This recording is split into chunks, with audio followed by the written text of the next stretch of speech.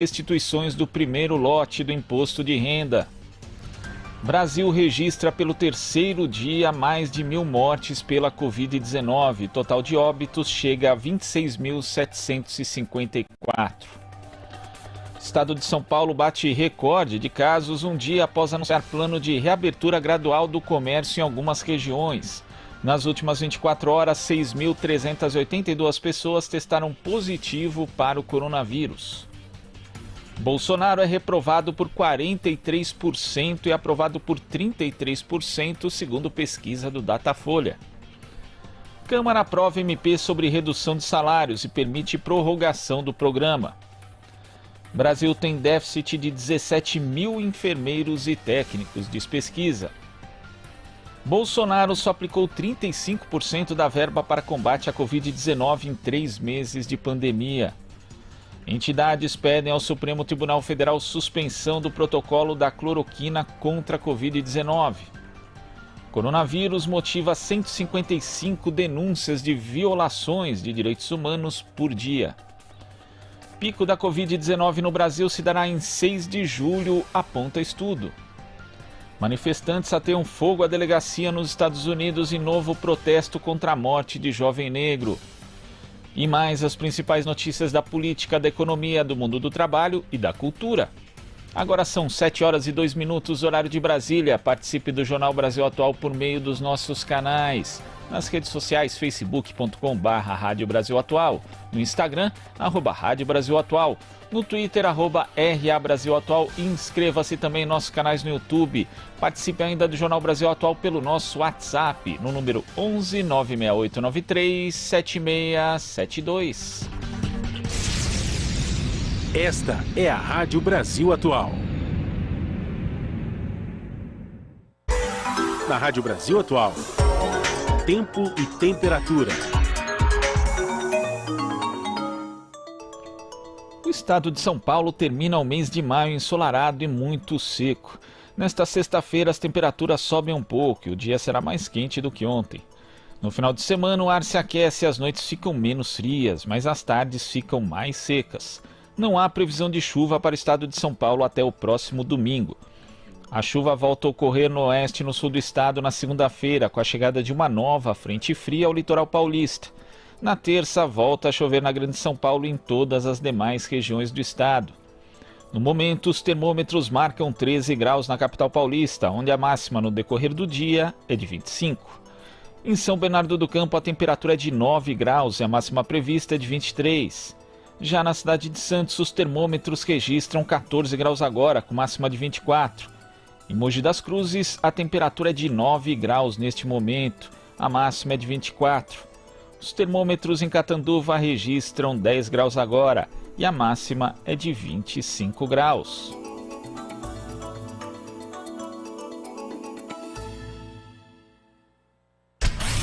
Você sintoniza Rádio Brasil Atual.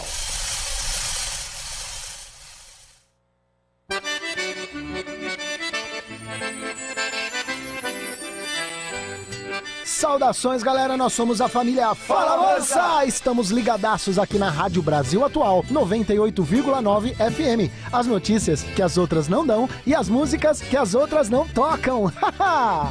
Vê, pra surdo ouvir, pra cego ver, Fala Mansa faz milagre acontecer.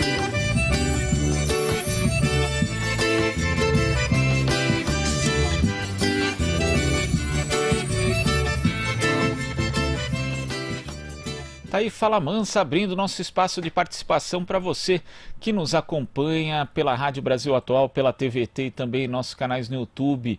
Muito bom dia. A gente dá bom dia também para nossa equipe que trabalha presencial e remotamente também para levar o programa ao ar. E damos o bom dia para Marilu Cabanhas. Oi, Marilu. Oi, Glauco. É o seguinte, bom dia. Estou tentando aqui falar um pouco, está chegando um pouquinho com interferência, mas vamos lá, vamos tentar aqui esse contato. Bom, a gente sabe que as ameaças, né, contra a democracia já são praticamente diárias, né, Glauco? A gente viu aí, depois da operação da Polícia Federal, que investiga, né, as fake news, depois de fazer a busca e a apreensão contra os aliados do presidente Bolsonaro, o Bolsonaro disse: chegamos no limite, pontinhos, acabou. Mais um dia triste na nossa história, mas o povo tem a certeza, foi o último dia triste. Será, né? Vamos aprofundar aí com os nossos entrevistados o que o presidente da República está querendo novamente dizer, né? A gente teve aí o Davi Alcolumbre, presidente do Senado, se encontrando com o Bolsonaro, falou aí sobre a harmonia entre os poderes. O Rodrigo Maia, presidente da Câmara, considerou ruim a atitude do presidente. E o Procurador-Geral da República aparece, né, como um nome, inclusive para ocupar o STF, como já foi falado algumas vezes, né, Glauco? O Bolsonaro disse: se aparecer uma terceira vaga, espero que ninguém desapareça. Olha aí, né, o que será? Isso é mais uma ameaça, né? Mas, segundo ele, o Augusto Aras entra fortemente na terceira vaga, né? Aras pediu, só lembrando, a suspensão do inquérito, né, das fake news, não concordou com a apreensão dos celulares do presidente da República e do filho dele, do Carlos Bolsonaro. E será que o Aras vai denunciar Bolsonaro, né, de interferência na PF? Bom, a gente pode ter uma ideia, né, da resposta, mas, aliás, sobre a questão aí dos celulares, Bolsonaro disse que não quer brigar com poder nenhum, mas a recíproca tem que ser verdadeira. E a gente sabe que integrantes do Ministério Público Federal querem que o Congresso também aprove um projeto de emenda à Constituição que obrigue o presidente da República a escolher para o comando da PGR, né, um nome a partir de uma lista tríplice escolhida numa votação pela categoria, né? Bom, vamos discutir também esse assunto hoje, né, Glauco? Tem um estudo inédito também que fala da Covid e os indígenas aqui do Brasil. E vamos fazer aí um alerta bastante importante, né? Então, no meio dessa confusão toda, desse imbróglio todo, né, na política, a gente tem que aí enfrentar a pandemia, né, da Covid-19 e, infelizmente, sem esse comando e com essas ameaças que já se tornaram aí diárias, né? Vamos ver o que vai acontecer daqui para frente, as instituições, como elas vão se posicionar. E vamos aprofundar esse caso, né, Glauco? E os ouvintes aí, como é que estão? Participando bastante? É isso, Marilu, os ouvintes, os telespectadores, o pessoal que acompanha a gente aqui nos nossos canais no YouTube, já manda mensagem para a gente logo cedinho. A Maria de São Paulo aqui fala a respeito também da questão da aprovação, né, do presidente Jair Bolsonaro. Ela acha que a reprovação devia ser maior do que é. Na verdade, ontem a pesquisa da Datafolha mostrou ali que 43% acham o governo de Jair Bolsonaro ruim ou péssimo e 33% acreditam que o governo é bom ou ótimo. A gente tem aqui o Vicentinho de Santa Isabel, Jardim Eldorado, também desejando a todos uma ótima sexta-feira. Para você também, Vicentinho. O Bruno Mariano, de Patos de Minas, também dando aqui o seu alô. A Bernadette da Lapa diz que já mandou os seus joinhas ali nos nossos canais do YouTube. A gente sempre pede para você que acompanha a gente pelo YouTube para deixar o seu joinha, ampliar o alcance do nosso programa. E se você ainda não é, torne-se membro também da TVT, da Rádio Brasil Atual ali no YouTube, para ajudar inclusive a nossa sustentação econômica, para que a gente continue aqui dando as notícias que os outros e as outras não dão. Nós temos ainda a Sol da Bela Vista aqui dando o seu bom dia para você também, Sol. Bela Vista, um bairro aqui de São Paulo, né?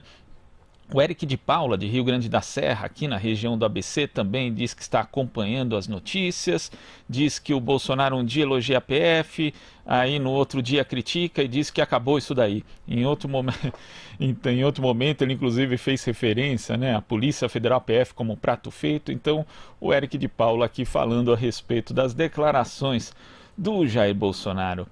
A Meire de Santo André aqui fala a respeito da notícia que a gente leu na escalada, né, Meire, falando que teve um conjunto habitacional que foi incendiado lá nos Estados Unidos por protesto, né, contra a morte do George Floyd, né, pela polícia ali de Minneapolis. E, Meire, na verdade, uma delegacia foi também alvo, né, de incêndio, como numa noite, a terceira noite de protestos contra mais uma morte de negros decorrente de violência policial nos Estados Unidos. A gente sabe que, infelizmente, esse é um problema que ocorre aqui, né? Aqui, aliás, inclusive é muito mais grave do que lá, e lá também, e então a gente teve essa delegacia de Minneapolis que foi incendiada, além também do conjunto habitacional.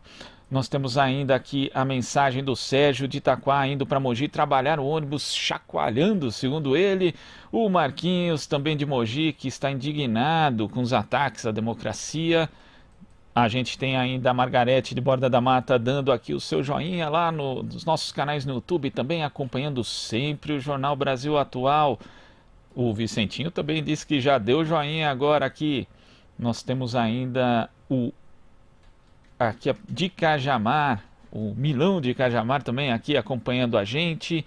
E o pessoal aí pode mandar mensagens para o nosso 11 968 937672, que aqui adiante no jornal a gente vai falando aqui, vai lendo as mensagens e também vamos nos comunicando com vocês. Mande sua mensagem, 11 968 937672. Daqui a pouco a gente volta. Esta é a Rádio Brasil Atual. Apoie a TVT e a Rádio Brasil Atual. Agora, quem apoiar a TVT vai ganhar desconto em qualquer livro da editora Boitempo. Faça uma doação de R$30 e ganhe desconto de 30% no site da editora Boitempo. Promoção por tempo limitado. Acesse catarse.me/TVT e apoie a TVT e a Rádio Brasil Atual. Você está ouvindo Jornal Brasil Atual. As notícias que os outros não dão. 7h13. Ao analisar a ação do Supremo Tribunal Federal e o pedido de Aras para suspender inquérito das fake news, especialistas alertam para o jogo de poder envolvendo as instituições democráticas no Brasil. Confira na reportagem de Marina Duarte de Souza. O Procurador-Geral da República, Augusto Aras, pediu ao ministro do Supremo Tribunal Federal, Edson Fachin, a suspensão do inquérito sobre as fake news comandado pela própria Corte. O comunicado veio na quarta-feira, dia 27, no mesmo dia que a Polícia Federal foi autorizada a busca e apreensão contra empresários, blogueiros e ativistas bolsonaristas. O pedido de Aras foi feito com base na ação de autoria da Rede Sustentabilidade. O partido questionou o inquérito por ter sido aberto pelo próprio STF, sem participação do Ministério Público Federal.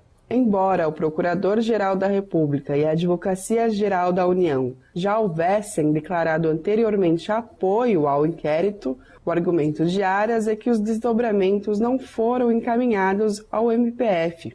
Entre os nomes investigados pela operação estão o empresário Luciano Hang, o ex-deputado Roberto Jefferson, o deputado estadual do PSL Douglas Garcia e os blogueiros Alan dos Santos e Sarah Winter. A advogada é integrante da Executiva Nacional da Associação Brasileira de Juristas pela Democracia, Tânia Maria de Oliveira, alerta para a complexidade política do caso. Ela explica que, do ponto de vista jurídico, o ministro Alexandre de Moraes deveria ter avisado a ação investigativa do Ministério Público. Ele, obviamente, não fez isso porque imaginou ele que Augusto Aras informaria a turma do Bolsonaro, já que ele foi indicado pelo Bolsonaro. Então estamos nesse pé. De novo, repetindo, não tem ninguém correto nessa história, né? Tá todo mundo errado. Juridicamente, o argumento do Alexandre de Moraes é correto, se é isso que você quer saber. O Ministério Público teria realmente que ter ciência da ação. Agora, ele não fez porque não confia nele. Nas palavras da advogada, a operação é absolutamente legítima. Então, as investigações não devem ser suspensas. No entanto, ela pondera que as ações do STF devem ser observadas de forma crítica desde a sua instalação. Lênio Streck, pós-doutor em Direito pela Universidade de Lisboa e membro da Academia Brasileira de Direito Constitucional, entende que há legalidade no inquérito do STF. Ele afirma que o regimento interno da Corte garante tomar uma ação quando é atacada. Uma coisa é o Ministério Público de primeiro grau discutir um assunto e dele se pode recorrer. Mas quem recorre das atitudes, das decisões do Procurador-Geral da República? Ele tem a palavra final, ele é o homem poderoso da República, a parcela da soberania do Estado está na mão dele. Se ele não quiser denunciar ninguém, ele não denuncia. E se ele não quiser fazer diligências, ele não faz. Sim, mas e aí termina por isso mesmo? Então, esse é o ponto em que o Supremo Tribunal tem bons argumentos jurídicos que o artigo 43 do Supremo Tribunal existe exatamente para isso. Ao pedir a suspensão do inquérito, Augusto Aras afirmou que é indispensável a supervisão do Ministério Público. Segundo ele, só assim os direitos e garantias fundamentais de investigados devem ser observados. O inquérito foi aberto em março do ano passado por determinação do presidente do STF, Dias Toffoli. O processo foi baseado em denúncias de que a rede de disseminação de notícias falsas a favor de Bolsonaro, com o uso de robôs e disparo em massa, permanece ativa desde o período eleitoral. O processo corre em segredo de justiça. No Congresso Nacional, corre outra investigação sobre o tema na CPMI da Fake News. De São Paulo, da Rádio Brasil de Fato, Marina Duarte de Souza. Você está ouvindo Jornal Brasil Atual. As notícias que os outros não dão. 7h17. Custo de vida, emprego e desemprego, cesta básica, tarifas públicas, salário mínimo. Agora, na Brasil Atual, a análise do DIEESE. E nós vamos fazer contato agora com a coordenadora de pesquisas do DIEESE, Patrícia Pellatieri. Bom dia, Patrícia. Bom dia, Glauco. Patrícia, ontem nós tivemos a divulgação da taxa de desemprego subindo no Brasil de 11,2% para 12,6% no trimestre entre fevereiro e abril, na comparação com o trimestre anterior, que era de novembro de 2019 a janeiro de 2020. Como que você vê esses dados, né? Já que a gente teve queda tanto no emprego formal quanto no emprego informal, Patrícia? Pois é, Glauco, a divulgação da PNAD contínua, né, que é a pesquisa domiciliar do IBGE, ela traz informações que nós já esperávamos, porque a gente tem acompanhado aí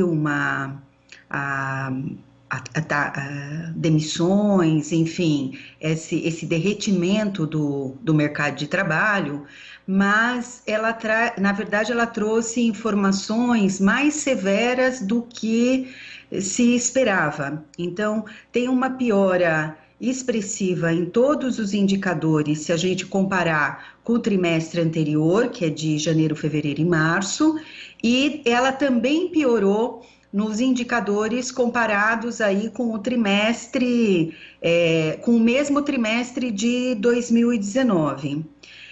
O que essas estatísticas começam a nos indicar é que as medidas de proteção ao emprego que foram adotadas, elas foram insuficientes, talvez um pouco tardias, né? Além também de apontar aí a fragilidade da nossa estrutura econômica. Então, é bom a gente lembrar que os dados do trimestre móvel, ele repete dados dos 2 meses anteriores e, portanto, a novidade é somente do terceiro mês, no caso de abril. Então, ainda nós estamos pegando o reflexo da crise, né, de 45 dias. Tá certo? A taxa de desocupação, como você falou, ela aumentou. Se nós compararmos com o trimestre anterior, significa aí um aumento de 1,3 percentual, que é bastante significativo, mas se a gente comparar com 2019, a taxa ela fica muito próxima ao que era o trimestre de 2019. Mas essa semelhança, ela para por aí, porque nós temos outras informações que mostram a diferença do que está acontecendo no mercado de trabalho agora. Nós tivemos aí, entre os períodos, comparando 2020 com 2019, uma queda na taxa de ocupados, que ela é recorde na história. Nós estamos falando aí de uma saída de 4 milhões de pessoas da força de trabalho. Então, se nós considerássemos que a taxa que a ocupação se tivesse se mantido estável como em 2019, significava dizer que a taxa de desocupação poderia ter atingido aí 16%. Então, essa é uma falsa semelhança entre taxas. Todos os outros indicadores mostram aí essa piora muito significativa do mercado de trabalho. Setorialmente, houve uma queda generalizada em todas as atividades econômicas, somente a agropecuária e as atividades financeiras que a gente pode considerar, a queda foi pequena, então a gente pode considerar que se manteve estável. E as maiores quedas estão nos serviços, né? Principalmente serviço doméstico, educação privada e no comércio. E também teve uma queda significativa na construção. Além da taxa de desocupação que cresceu e que é o desemprego, né? Nós também tivemos uma piora na subutilização. São aí agora 28,7 milhões de pessoas subutilizadas, então cresceu aí mais de 2 milhões de trabalhadores nesta condição, e muito preocupante é o aumento também do desalento. O trimestre registrou 5 milhões de pessoas, de trabalhadores e trabalhadoras nesta condição de desalento.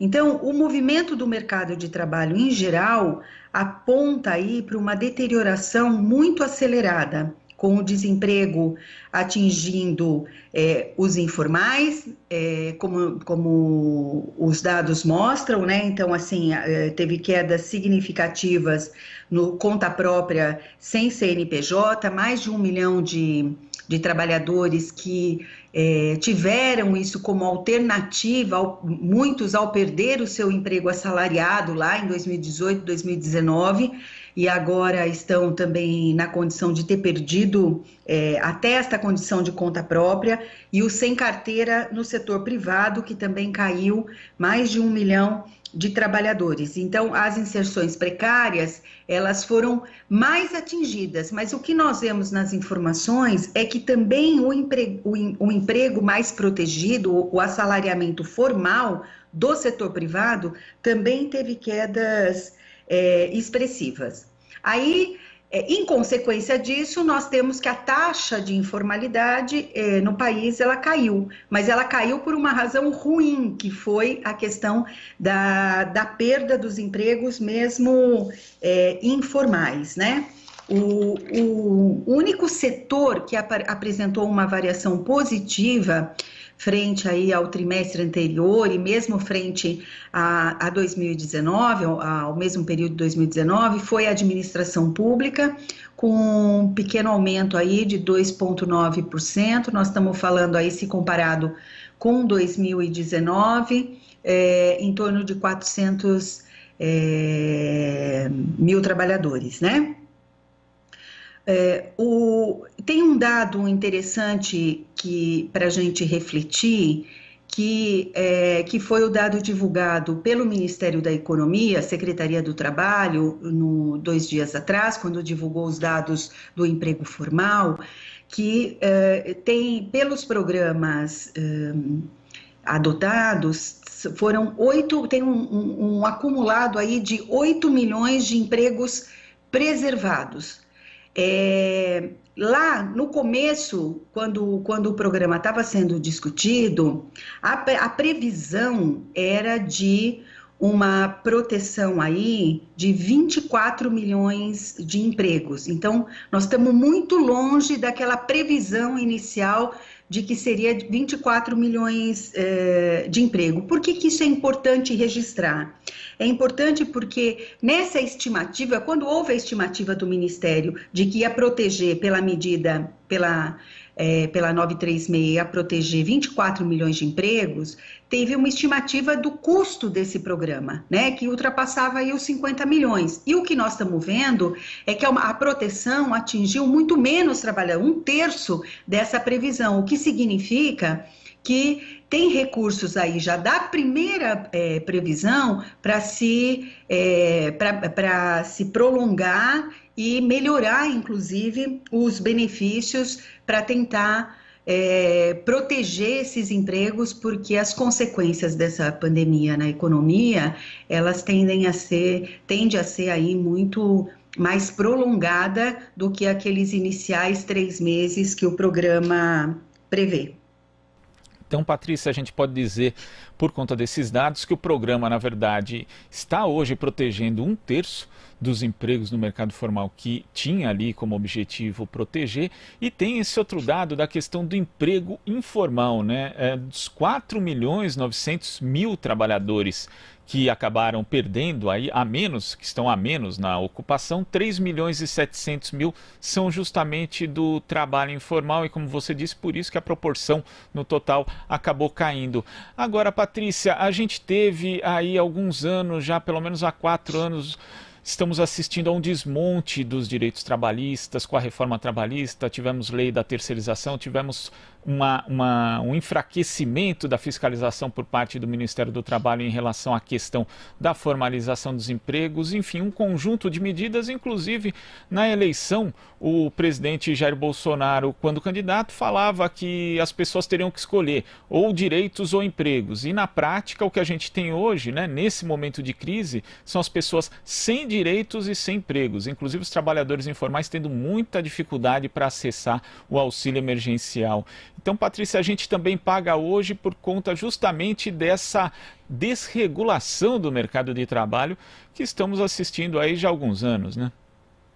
Não tenha dúvidas. Na verdade, quando esse resultado, inclusive do não atingimento aí da meta de proteção dos empregos formais, tem a ver com a desestruturação do mercado de trabalho e a fragilidade da estrutura econômica. Então, o socorro não chegou também às empresas, que também têm problemas. Nós temos um volume de empresas informais, pequenas e micro e pequenas empresas que são grandes empregadoras, também numa situação muito difícil, mas que já vinha de antes da pandemia.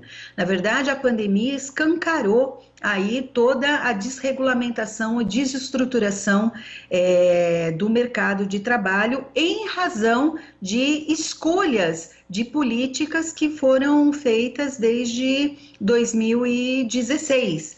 Então, nós poderíamos estar enfrentando, mercado de trabalho, poderíamos estar enfrentando essa crise de uma maneira mais estruturada do que hoje. Teríamos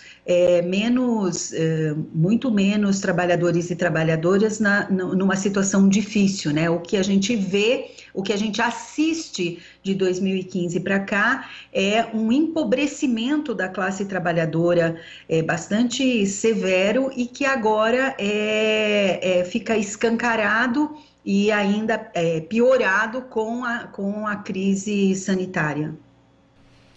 Tá certo, Patrícia. Muito obrigado pela sua participação aqui no Jornal Brasil Atual e até a próxima. Até mais. Bom dia. Bom dia. Conversamos aqui com a coordenadora de pesquisas do DIEESE, Patrícia Pellatieri. Você está ouvindo Jornal Brasil Atual. As notícias que os outros não dão. 7h30. Profissionais da assistência social que trabalham na Prefeitura de São Bernardo do Campo lançam carta aberta denunciando resolução da gestão Orlando Morando que coloca em risco a vida dos trabalhadores na pandemia de Covid-19. Entre as reclamações estão falta de EPIs adequados, cancelamento dos atendimentos pelas equipes de forma alternada e assédio moral por parte da nova diretoria de assistência social. O Ministério Público de São Paulo investiga a Prefeitura de São Bernardo por compras emergenciais na pandemia do coronavírus. A reportagem de Cosmo Silva. Por conta da pandemia, muitos trabalhadores passaram a desenvolver suas atividades em casa para evitar contaminação pela Covid-19. Em São Bernardo do Campo, no ABC Paulista, profissionais da assistência social estavam trabalhando em escala de revezamento entre as equipes, com orientações via telefone, atendimentos agendados e visitas domiciliares para casos prioritários, sem prejuízo para a população. Mas uma resolução do prefeito Orlando Morando, em 20 de maio, determinou que esses trabalhadores voltem às suas funções, sem a possibilidade de home office. No entanto, de acordo com os profissionais que atuam nessa área, não estão sendo fornecidos equipamentos de proteção individual adequados e nem condições de isolamento para evitar a contaminação pelo coronavírus. Servidora da assistência social em São Bernardo, que pediu para não ser identificada, afirma que o material de proteção oferecido não é o adequado e questiona os equipamentos comprados, que, segundo ela, foram feitos sem licitação. O que está acontecendo é que desde o início da pandemia no Brasil, meados de março, nós fomos autorizados por um decreto da Prefeitura de São Bernardo a trabalhar fazendo revezamento e também via home office nos dias que a gente não estivesse no trabalho. Fato é que na semana passada, na quinta-feira, foi feita uma resolução, que é a resolução número 13, e essa resolução colocou que a gente deveria voltar ao trabalho funcionando nos moldes tradicionais. Nós não nos opomos a trabalhar, nós servidores da assistência social, mas desde que haja as condições de trabalho necessárias. Nós não temos os EPIs, o que a gente tem é luva, máscara, mas entendendo que isso não é EPI. EPI de fato é máscara N95, é luva cirúrgica, é o treinamento, é óculos de proteção, é várias coisas. O prefeito diz que gastou R$690 mil para comprar EPI, mas comprou EPI fajuto e inclusive a suspeitas de fraude por conta que não houve licitação.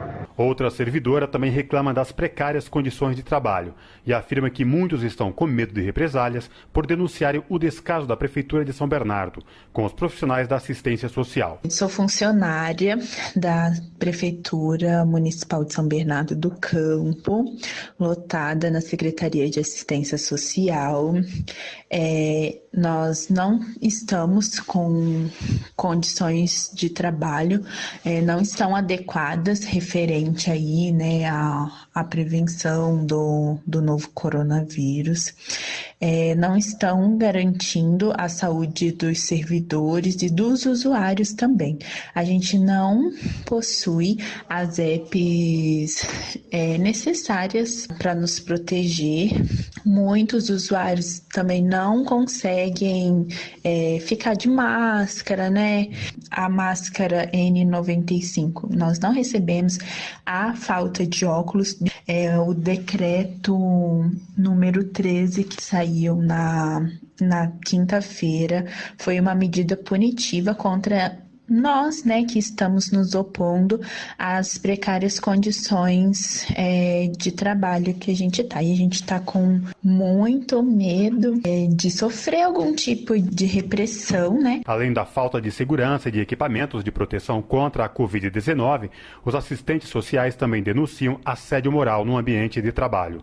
De acordo com outra servidora, que não quer aparecer por receio de represálias, a nova diretora do departamento é apadrinhada política e não tem capacidade técnica para exercer a função. A gente vem sofrendo muita pressão e muito assédio moral por parte da nova diretora da assistência social, que ela chegou bem no início da pandemia. O nome dela é Érica Colasso, ela foi candidata a vereadora em São Bernardo do Campo, na eleição passada, pelo Partido da Mulher Brasileira, que é o mesmo partido da Damares, da ministra, Damares. Hoje Hoje ela está nesse cargo, como eu disse, há 2 meses. Ela é advogada, ela não sabe nada de assistência social. E a gente vem sofrendo muitas perseguições, muitas ameaças, por conta da gente ter feito uma carta e divulgado publicamente, fazendo uma denúncia ao que está acontecendo.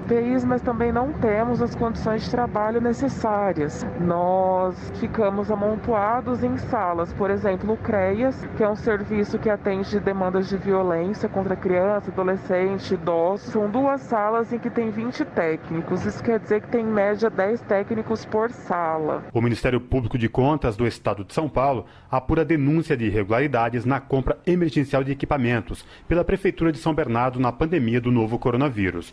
A reportagem da Brasil Atual procurou a gestão Orlando Morando para que se pronunciasse sobre as denúncias dos trabalhadores e a apuração do Ministério Público, mas até o fechamento da matéria não obteve respostas. Cosmo Silva, Rádio Brasil Atual. Você está ouvindo Jornal Brasil Atual. As notícias que os outros não dão. Agora são 7h36. A pandemia mostrou quão desigual é o Brasil e agravou a situação financeira de muita gente, mas também mostrou como as pessoas podem ser solidárias. A Cooperativa dos Agricultores Quilombolas e a comunidade caiçara do Vale do Ribeira organizaram cestas com alimentos produzidos por eles próprios para pessoas em situação de vulnerabilidade. A reportagem de Larissa Borer. O Vale do Ribeira é uma área localizada entre o sul do estado de São Paulo e norte do estado do Paraná.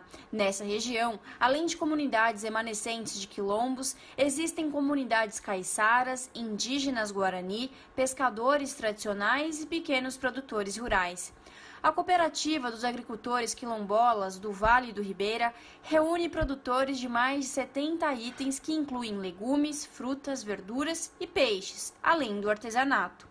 Gilberto das Neves, agricultor quilombola da comunidade São Pedro, comenta que os alimentos produzidos na cooperativa são vendidos para o Programa Nacional de Alimentação Escolar e, com a pandemia, a produção foi interrompida. O trabalho que a gente desenvolve na cooperativa é o quê? Agora a gente está entregando na merenda escolar, que se chama o PENAI.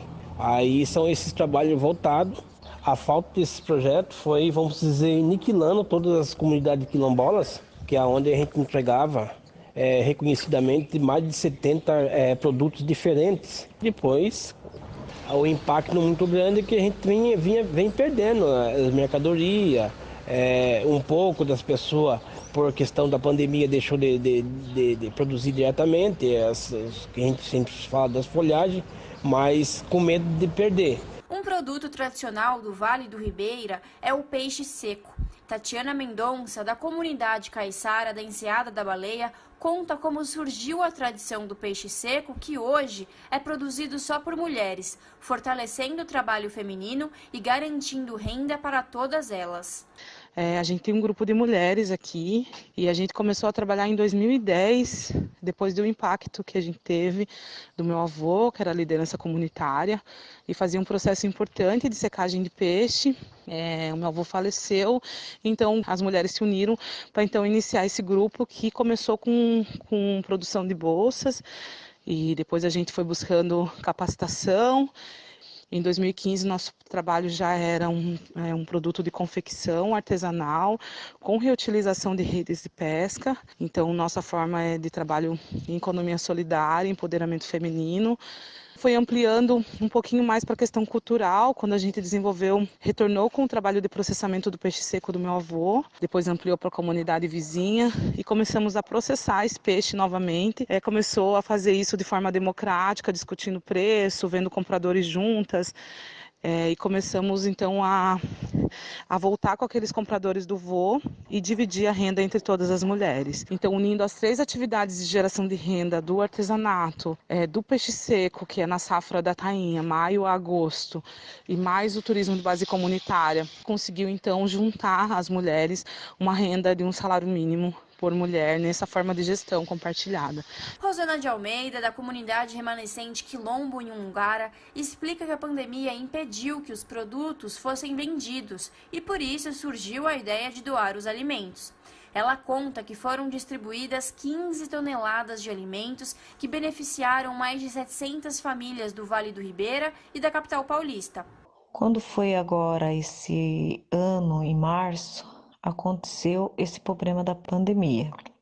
A gente veio a ter uma queda muito grande, que daí os produtos que seria banana, alface, não foi conseguido a vender mais. E aí os produtores, né, ficaram assim com uma dificuldade, só que a gente tinha assim os produtos, que seria frutas e legumes que estava assim sem poder tirar. Os parceiros se juntou à cooperativa e fomos da onde a fazer uma parceria para estar tirando esses produtos para ajudar os produtores, o qual a gente tem 200 e poucas pessoas cooperado, e aí para poder estar entregando esses produtos. A gente tirou lá mais de 15 toneladas de produto, beneficiando mais de 700 famílias, né, com esses produtos da roça.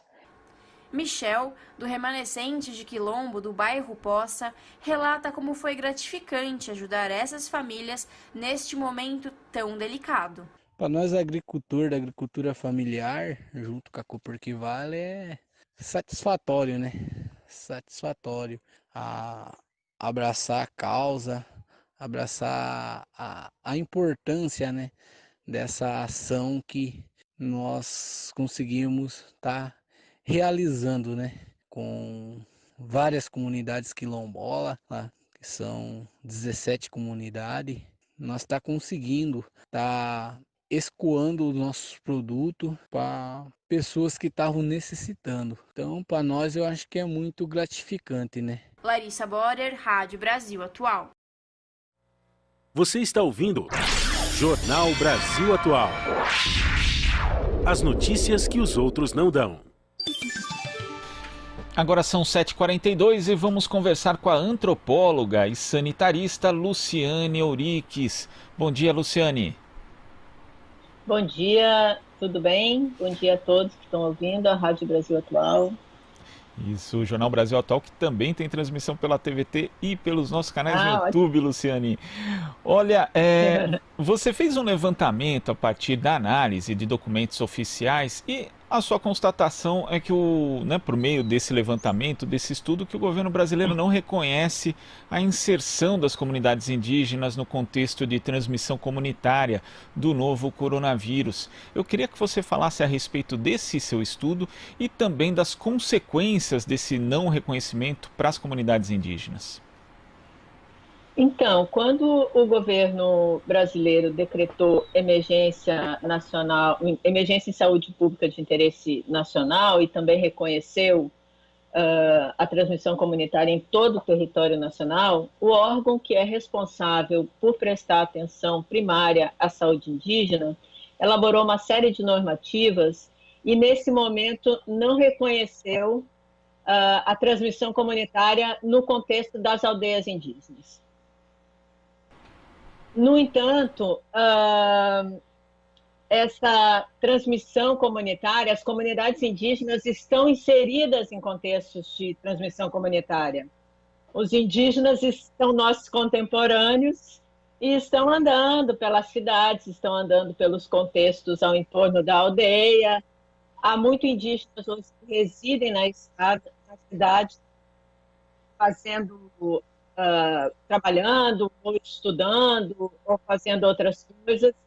Então, o fato de não reconhecer as comunidades no contexto de transmissão comunitária faz com que se estabeleça um nível de resposta que não é suficientemente ágil para barrar a entrada do coronavírus nas aldeias. De fato, nós temos o primeiro caso registrado de coronavírus em aldeias indígenas, foi na região do Alto Solimões, e a pessoa que leva, então, este vírus para dentro da comunidade é um próprio profissional de saúde da CESAI. Então, justamente, o fato de não reconhecer as terras indígenas nesse contexto faz com que essas sociedades fiquem vulneráveis a essa contaminação, já que há muitas comunidades próximas aos centros urbanos, inseridas mesmo em centros urbanos, e que esse trânsito em época de globalização ele é muito intenso. Quer dizer, então o governo entende, na verdade, né, na avaliação dele, na análise do governo federal, as comunidades indígenas como se fossem isoladas, né, como se não tivesse. Você fala, né, de comunidades que são próximas de núcleos urbanos, a gente tem aqui mesmo no Pico do Jaraguá, temos aqui em São Paulo, em Parelheiros. Quer dizer, isso, além de ser uma visão equivocada, ela coloca em risco a saúde das comunidades indígenas. Não é possível, na verdade, elaborar justamente essa resposta eficiente, Luciane. Exatamente. No Sudeste, no Sul, as terras indígenas e as comunidades indígenas são muito próximas aos centros urbanos, existe um trânsito intenso, mesmo no Norte, né? Por exemplo, com a situação do Amazonas e de Manaus. Manaus é uma cidade indígena, então, assim, nós temos indígenas de todas as regiões do Norte em Manaus, e eles estão transitando entre a aldeia e a cidade. Eles estão no meio urbano, mas suas redes de parentesco estão nas aldeias. Então, esse trânsito é intenso. E aí, um limitador que existe, que contribui para esse equívoco, digamos assim, que é um estereótipo, né, de que, na verdade, o indígena estaria, então, fora da nossa sociedade, em lugares afastados, é a ideia do subsistema de atenção à saúde indígena, que é o responsável pela atenção primária à saúde, que é de gestão da Secretaria Especial de Atenção à Saúde Indígena. Ele é responsável pela atenção nas comunidades indígenas, nas aldeias e em terras indígenas. No entanto, a CESAI também é responsável por pactuar com municípios e estados a atenção diferenciada para aqueles indígenas que estão na cidade, porque o direito à atenção diferenciada, ele não é só para os indígenas que estão em aldeia. Então, na verdade, o planejamento em saúde para enfrentar essa situação deveria considerar toda essa dinâmica populacional, né, de mobilidade dos indígenas, a distribuição desses indígenas, tanto na cidade quanto no meio urbano, havendo, então, um grupo de inteligência composto por epidemiólogos, antropólogos, que pudessem, ao entender essa lógica indígena, criar, então, os mecanismos necessários para poder barrar a entrada do vírus nas aldeias. E também já tem um plano para, em esse vírus entrando, como interromper a cadeia de transmissão. Na verdade, nós estamos falando de sociedades culturalmente diferentes, que requerem, então, que estratégias interculturais sejam criadas para que as medidas sejam efetivas, porque se não houver um esforço de tradução cultural das mensagens sanitárias, muitas vezes nós vamos encontrar resistências dos próprios indígenas em aderir a determinadas recomendações. O serviço vai entender isso como um obstáculo cultural, mas, na verdade, esse obstáculo cultural é justamente a natureza ou a característica do serviço que deve ser prestado aos indígenas. Ele precisa ser compreendido a partir de uma construção conjunta com essas comunidades de quais seriam as estratégias eficazes para esse enfrentamento. Luciane, agora a gente chama a Marilu Cabanhas. Oi, Marilu. Marilu, você me escuta? A gente teve um problema aqui, Luciane, mas eu queria saber em relação justamente a uma questão anterior, né? Você citou a CESAI e nós temos aí já há algum tempo, inclusive na própria gestão do ministro Luiz Henrique Mandetta à frente da pasta da saúde, uma espécie de desmonte, né, desse sistema de saúde indígena. Então eu queria que você comentasse a respeito disso, né? O quanto esse desmonte anterior, que já vem de alguns anos, está afetando agora o nível justamente de resposta do poder público em relação à questão da Covid-19 nas comunidades indígenas. Realmente, nós temos, por entendimentos, né, muitas vezes equivocados, que entendem o subsistema como sistema único paralelo, iniciativas de desconstruí-lo, né? Como resultado da luta do movimento indígena, a Secretaria Especial de Atenção à Saúde Indígena foi mantida. No entanto, uma série de medidas administrativas que foram tomadas desde a entrada do nosso último governo, do governo Bolsonaro, faz com que se centralize no nível central uma série de decisões que dificulta ainda mais para o nível local poder realizar as suas ações em saúde, né?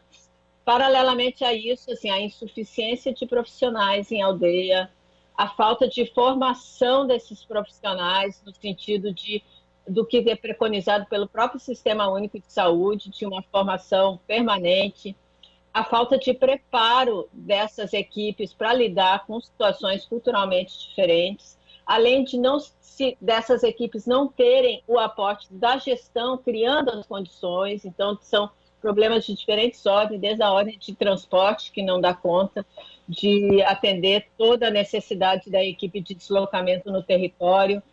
Então, são uma série de fatores que, conjugados com uma visão estereotipada do que seja o indígena, né, e uma série de preconceitos que ainda são vigentes no próprio imaginário dos profissionais e nos gestores, fazem com que muitas das ações não obtenham resultados esperados nesses contextos. Luciane, agora a gente vai tentar de novo chamar a Marilu Cabanhas. Oi, Marilu. São vigentes no próprio imaginário. Oi, Luciane, a gente está aqui te acompanhando, parabéns aqui pelo estudo. E eu queria te perguntar a respeito do projeto de lei, né, 1142, né, de autoria conjunta, né, de parlamentares que defendem a população indígena, sempre tentam excluir os povos indígenas dos grupos de vulneráveis. Esse é um dado bastante relevante, não é isso, Luciane? Sim, exatamente. É importante reconhecer a vulnerabilidade desses povos, não só pelo seu processo histórico e pela resposta que essas comunidades deram às diferentes epidemias que os colonizadores europeus trouxeram nesse processo, mas também reconhecer que hoje nós temos comunidades com altos índices de diabetes, com altos índices de hipertensão, com dificuldades na segurança alimentar, e que tudo isso acaba contribuindo e incrementando a vulnerabilidade desses povos ao avanço da pandemia do novo coronavírus. Então, a medida da deputada Joênia, em parceria com os demais deputados, é fundamental, é de importância capital, assim, para que realmente medidas sejam criadas para proteger essas comunidades. Luciane, e inclusive os dados do Comitê pela Vida e Memória Indígena divergem dos dados estatísticos da CESAI, né?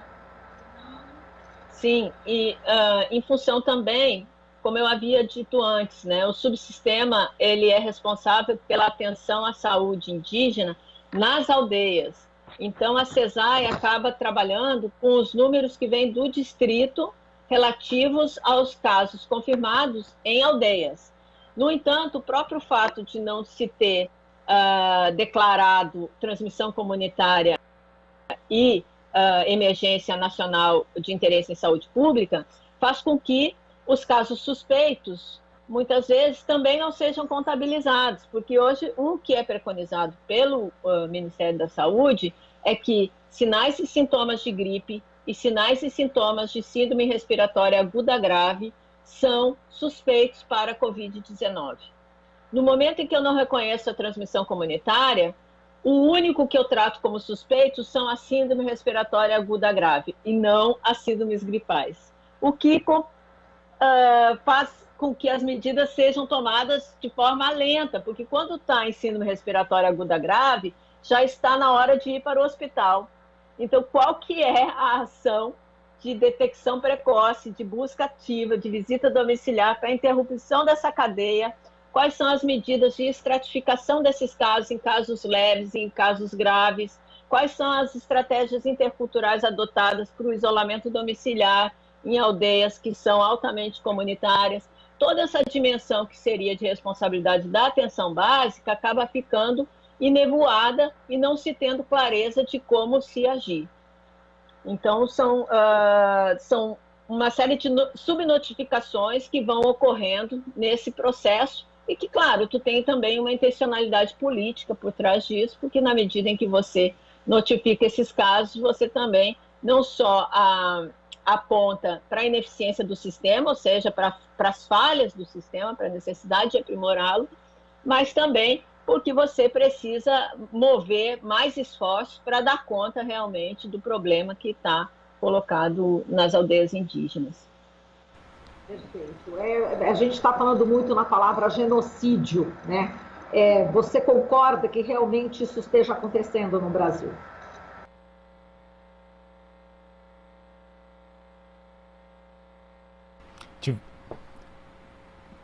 Tivemos problemas aqui com a transmissão, vamos tentar reconectar aqui. A Marilu Cabanhas fazia perguntas para a Luciane Ourix, ela que fez aí um estudo a respeito, mostrando que o governo brasileiro simplesmente não considera a transmissão comunitária do coronavírus em comunidades indígenas. O que significa dizer isso? Que simplesmente é ignorado o fato de diversas comunidades indígenas terem ali, né, o trânsito de pessoas entre uma e outra aldeia, e também ter ali o trânsito em relação aí àquelas aldeias que estão mais próximas dos núcleos urbanos.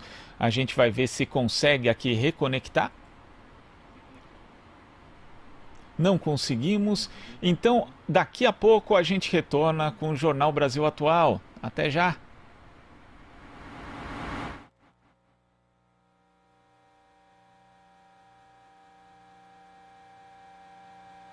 Apoie a TVT e a Rádio Brasil Atual. Agora, quem apoiar a TVT vai ganhar desconto em qualquer livro da Editora Boitempo.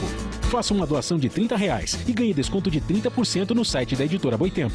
Promoção por tempo limitado. Acesse catarse.me/TVT e apoie a TVT e a Rádio Brasil Atual. Fique em casa. Saiba como se prevenir. Orientações para permanecer fisicamente em atividade durante o período de quarentena. Ficar em quarentena pode causar estresse adicional e desafiar nossa saúde mental. A atividade física pode te ajudar a se manter em calma e a continuar protegendo sua saúde durante esse período. Se você não tem o costume de se exercitar, inicie com um programa leve e progrida de maneira gradual, respeitando suas limitações. Além disso, mantenha uma alimentação equilibrada. Prefira alimentos in natura aos ultraprocessados, que são salgadinhos, refrigerantes e biscoitos. E durma bem. Nada como uma bela noite de sono para fortalecer nossa saúde. Uma campanha da Rede Brasil Atual, TVT, Brasil de Fato e Rádio Brasil Atual. Imprensa contra o vírus.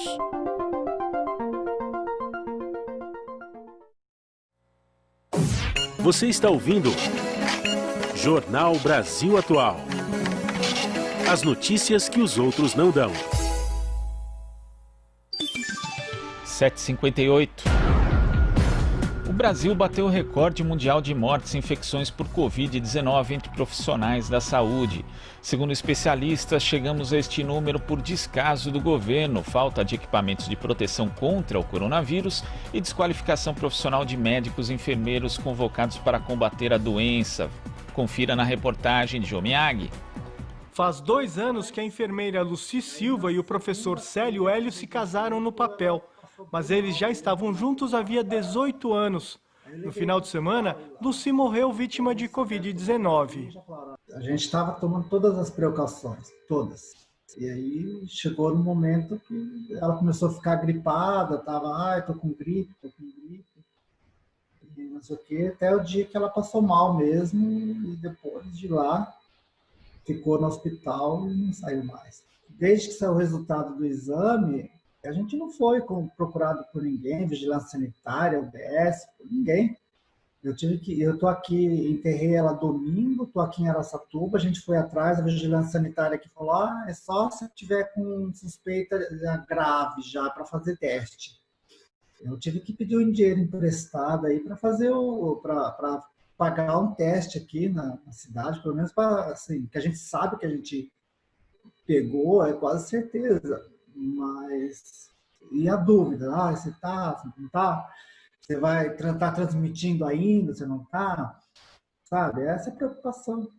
O Brasil é o triste recordista mundial de profissionais de enfermagem mortos pelo novo coronavírus. 52% dos casos ocorreram aqui. E de acordo com o Conselho Federal de Enfermagem, quase 17.500 enfermeiros, técnicos e auxiliares se infectaram. E 161 morreram, explica Eduardo Fernando de Souza, do Comitê de Gestão de Crise Covid-19 da entidade.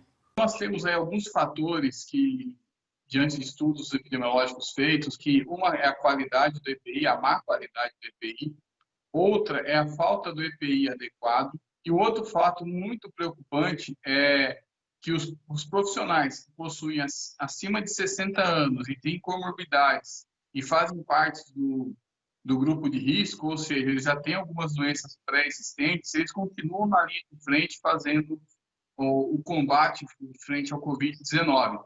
A grande quantidade de contaminados acontece por falta de treinamento, que não foi dado pelas empresas privadas e o poder público, denuncia Solange Caetano, presidenta do Sindicato dos Enfermeiros do Estado de São Paulo. Muitas instituições colocaram os trabalhadores na linha de frente, mas não treinaram eles nem para colocar a roupa e tirar, né, fazer a paramentação e a desparamentação, e também não treinaram esses profissionais quanto aos cuidados em relação ao Covid-19 especificamente.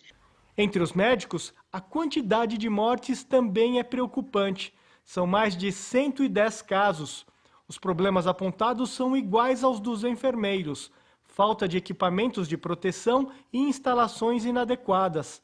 Mas Juliana Salles, do Sindicato dos Médicos do Estado de São Paulo, ainda aponta que empresas e governo não dão capacitação, principalmente aos recém-formados.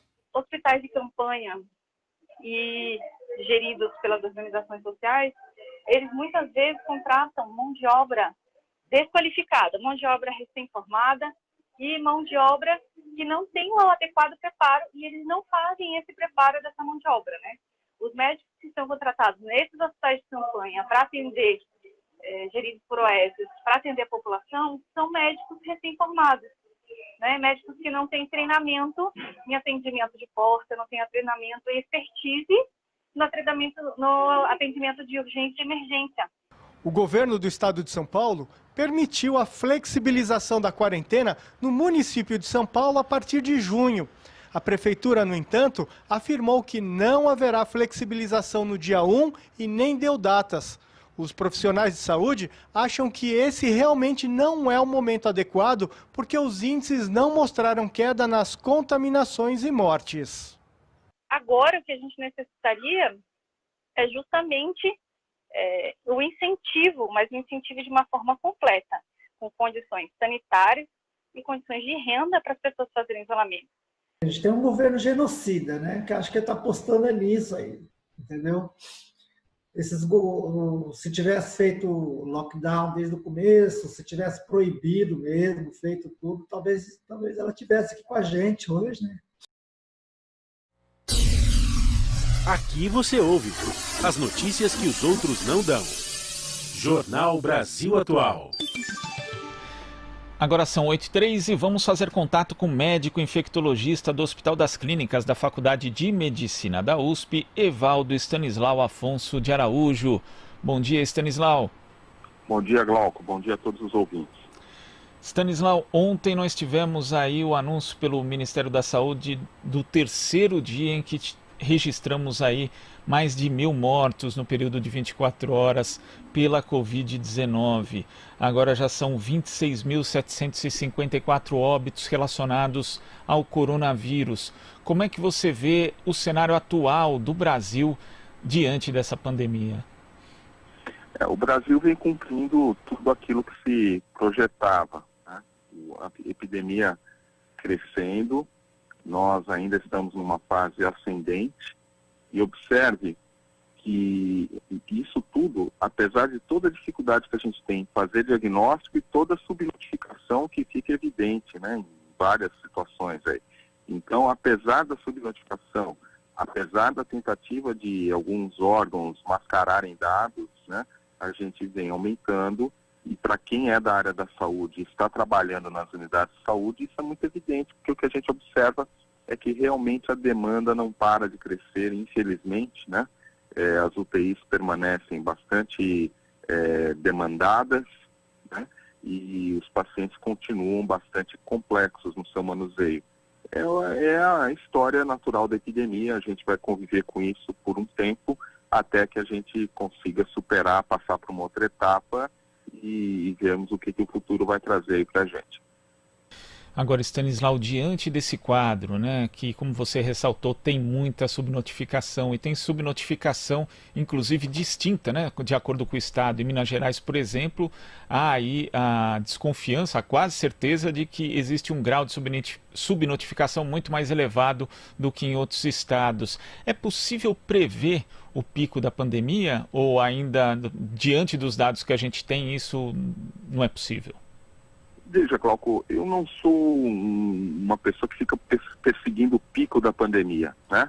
Eu acho que a gente tem que estar preparado o tempo inteiro para lidar com esse cenário de grande dificuldade, e a gente tem que fazer a nossa parte dia após dia. Por quê? Porque o pico ele pode ser modulado. Se for todo mundo para a rua, se a gente reabrir indiscriminadamente, se a gente favorecer o trabalho do vírus, nós vamos ter uma grande quantidade de pessoas infectadas. Tudo que a gente fez tentando no famoso achatamento da curva para preservar a rede de assistência vai ser perdido, e nós vamos ter um caos, né? No sentido oposto, se a gente criar condições para que as pessoas mantenham o distanciamento social, para que esse distanciamento social seja mais efetivo, onde as pessoas têm mais dificuldade de ter adesão ao distanciamento social, a gente vai diminuir a chance de que aumente o número de casos que tenham uma crise de saúde de proporções ainda maiores. Então, discutir quando vem o pico começa a ficar difícil, primeiro por conta dessa modulação, porque depende se você estimula ou se você não estimula o distanciamento social, o isolamento, que é a única maneira que a gente tem de conter a doença, né? Então, eu preferia não fazer projeções e preferia que a gente estivesse preparado todo dia, dia após dia, porque a previsão que a gente tem é de que isso ainda vá longe, né? E, infelizmente, nós temos um pequeno percentual, por paradoxal que seja, da população exposta ao vírus. Então, se nós não tivermos medidas anticrise, esse vírus vai continuar se expandindo, vai continuar infectando as pessoas, e a gente vai continuar nessa curva ascendente, como a gente está vendo ainda por muito tempo. Isso que você falou é importante de ressaltar, né, Stanislau? Porque as projeções podem mudar de acordo justamente com o comportamento das pessoas, que depende também, obviamente, das atitudes por parte do poder público. Ou seja, no momento é importante que as pessoas mantenham o distanciamento social, as medidas de isolamento social, Stanislau. Sim, isso não é importante, isso é essencial. Mas, por outro lado, a gente percebe, né, nós não estamos alijados da realidade, né? Então a gente vê a dificuldade de todos. A pessoa mais humilde que está numa moradia subnormal, a pessoa mais humilde que tem que trabalhar e está na economia informal, está sem renda, tem que se humilhar para ganhar um auxílio que foi estipulado, que é quase que uma esmola, menor que um salário mínimo, né? Essa pessoa tem dificuldade. O pequeno comerciante, o pequeno empresário, o médio comerciante, o médio empresário, o grande, todos enfrentam dificuldade. Então, é importante que a gente enfatize. A gente tem uma razão biológica. As pessoas não podem perder isso de vista, né? Eu tenho pensado muito isso. A gente está indo de herói, né? Os médicos, os cientistas estão indo de heróis a vilões. Porque agora a pressão é para reabertura total e plena, as pessoas estão precisando de dinheiro, estão precisando sobreviver e tudo, mas é preciso entender que o fundo disso é uma questão biológica, e a questão biológica que está por trás disso é que o vírus se transmite de pessoa a pessoa, ainda tem muita gente para se infectar, e ele está circulando. E se a gente aumentar o número de pessoas circulando ainda mais do que já está, isso vai explodir, não é? Então, não é uma medida de saúde que a gente precisa, porque fazer o distanciamento social é óbvio, é pacífico. O que a gente precisa são de políticas sociais e econômicas que assegurem ao trabalhador, à pessoa mais humilde, ao pequeno, médio e grande empresário, condições para que eles tenham um mínimo de renda e possam pagar salários, possam manter-se abertos, possam ter uma perspectiva de recuperação quando tudo isso passar. Mas sem esse outro braço econômico e social, nós vamos ficar aqui chovendo no molhado, falando para as pessoas ficarem em casa, que isso é necessário, mas evidentemente ninguém vai fazer isso e a pressão é muito grande, e aí a gente percebe o que a gente está percebendo, governadores, prefeitos, cedendo esse tipo de pressão, sem nenhuma base científica, sem nenhuma situação para minorar isso, e o que vai acontecer? É uma alegria e uma tristeza, uma pseudo-alegria, eu diria, na verdade, que as pessoas vão achar que estão voltando ao normal, né? imitando o que está acontecendo na Europa, imitando o que está acontecendo na China, que estão em outro momento e tiveram uma outra postura, e a tristeza de perceberem que a coisa fugiu do controle. Por mais que se mascarem números, por mais que tentem se camuflar dados, vai ser impossível a gente não perceber o caos instalado na saúde. É importante ressaltar justamente essa questão, né? Existe uma conexão fundamental entre manter as pessoas nas suas casas e também garantir a sustentabilidade econômica, que as pessoas sobrevivam economicamente. Nesse sentido, Stanislau, agora o que deveria ser prioridade por parte do poder público, tanto do governo federal quanto dos governos do estado e também dos municipais, seria justamente tomar medidas para garantir efetivamente a sobrevivência econômica dessas famílias, já que, como você ressaltou, a gente tem um auxílio emergencial que é menos de um salário mínimo e que ainda por cima as pessoas têm muita dificuldade de acessar. A tendência é justamente que as pessoas saiam para as ruas. Exato, quer dizer, a prioridade agora seria, no meu entender, primeiro a gente pacificar o Brasil, né? Que o Brasil, ele, além da pandemia, ele está extremamente conflagrado, né? Mas para que a gente fizesse isso, nós teríamos que ter governo, que nesse momento o Brasil não tem, né? Nós temos um grupo que é um grupo bastante exótico, a gente pode classificar dessa maneira, que está ocupando postos que demandavam um mínimo de seriedade, competência e espírito público para estarem onde estão, né? Então, como a gente não tem governo, a gente precisa, então, que pelo menos como se diz, né, as forças vivas da sociedade compreendessem esse fenômeno biológico que eu falei há pouco e que governadores, prefeitos, empresários se unissem em torno de uma agenda comum. E qual é essa agenda comum? Então vamos ver como é que a gente pode baixar custos, né, de despesas fixas, com água, luz. Esses são recursos naturais que são operados, quer dizer, são concessões. Isso é uma parte importante da despesa dos comércios, das empresas. Então essas despesas básicas precisariam de algum subsídio, precisariam de uma moratória, de alguma coisa, por pelo menos aí uns 6 meses, vamos colocar. Depois disso, precisariam criar linhas de financiamento efetivas, e que a gente tem notícia de que as anunciadas linhas de financiamento, na verdade, elas não são concedidas, elas ficam só no anúncio. Então, isso precisaria ser realidade. E da parte dos governos, né? O senador Suplicy sempre falou da renda mínima cidadã, quer dizer, ele está certo. A gente tem exemplos aí de governos que asseguraram o mínimo de renda. Então, buscar os recursos, emitir moeda,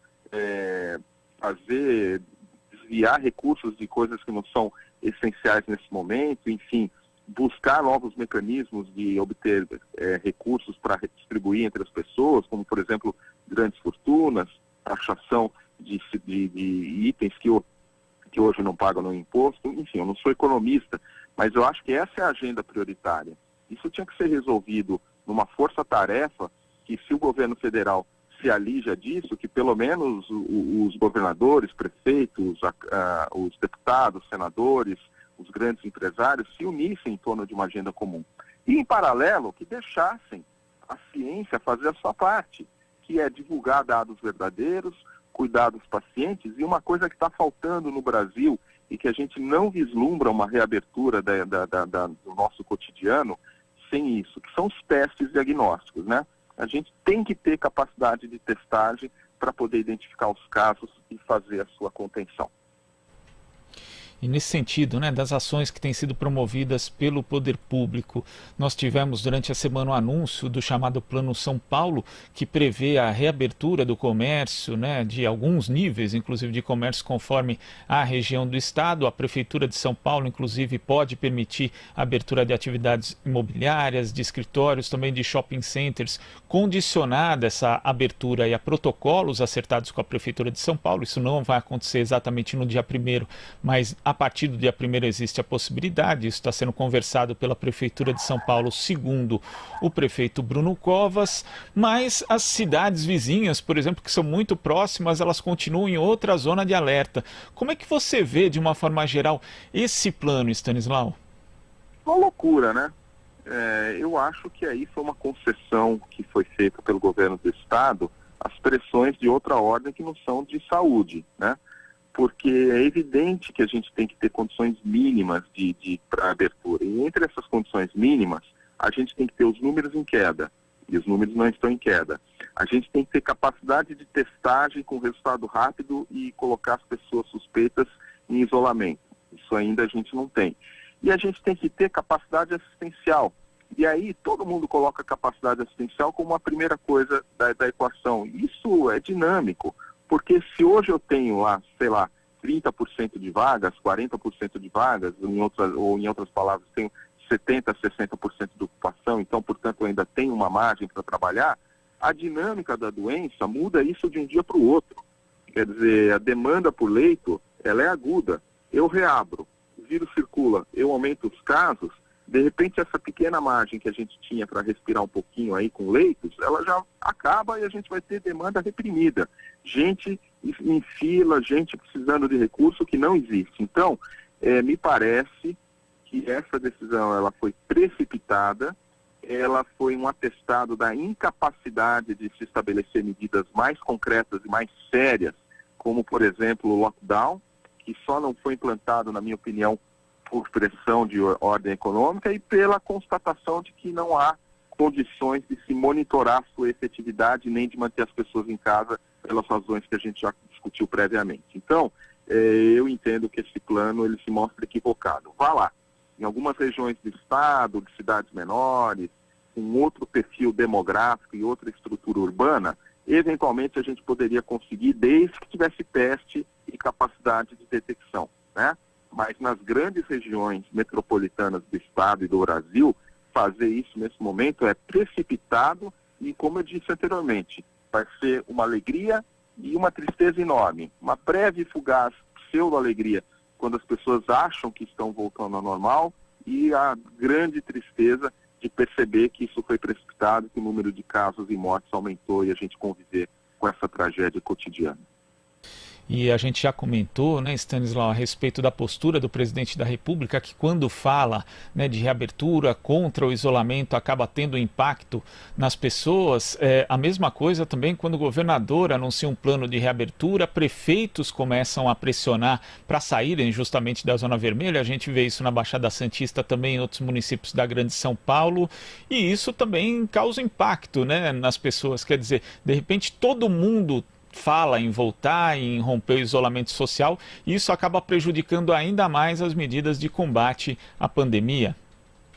Eu vou insistir nesse ponto, Glauco. Isso é um fenômeno biológico. As pessoas estão perdendo a percepção de que é um fenômeno biológico. O distanciamento é necessário para conter um vírus. Segundo aspecto, as pessoas têm um pensamento mágico.